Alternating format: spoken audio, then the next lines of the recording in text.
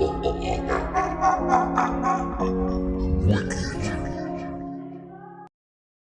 are not consulting any one of us.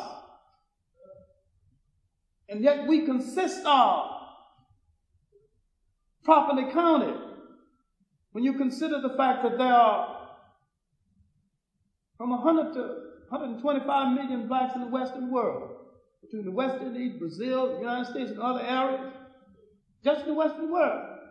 They've been counting Africa's population as being 300 million for 50 years, which means that the African man is sleeping away from home, not reproducing himself. Now you know you not to take anything like that serious.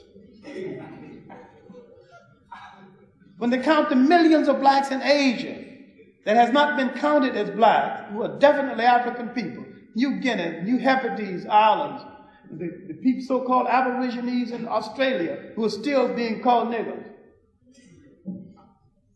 the Doridians in the Middle East, the large black population in Ceylon.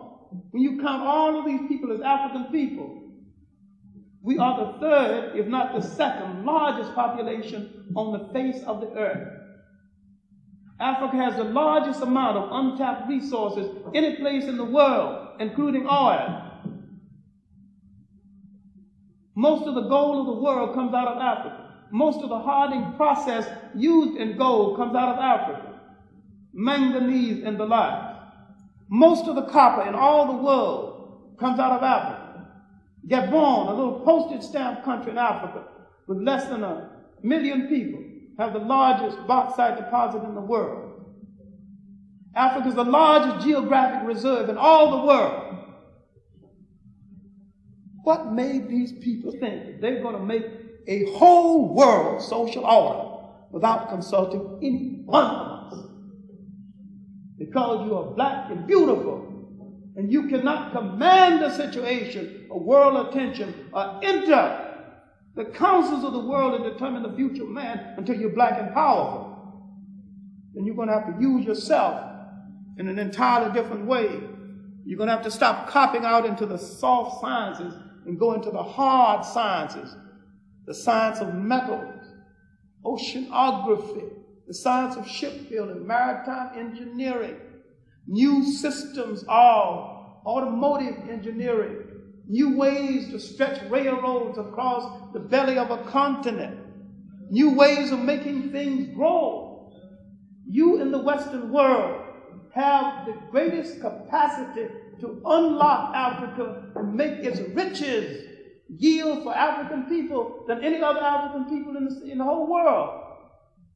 So you have a mission in the world over and above that of other African people, inasmuch as you are the largest literate African people, the largest body of literate African people in the whole world. Now what's important now? The bush or the medallion? Or those science textbooks? Or knowing how to make a brickyard and how to manage it? Because the world is giving out of wood and they're still going to use houses. All of Africa's bauxite, we might have to build aluminum houses in the future. All of these things has to be figured out, and figured out by you. Because if you call your former master back to cure your child's stomach ache, he's going to re-enslave you based on your need for him.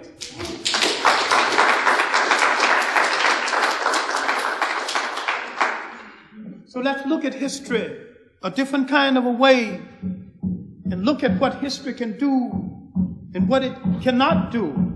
It is not a cure-all. It cannot grow a tomato. It cannot saw wood. It can perform the function that history is supposed to perform. It can tell you your time of day.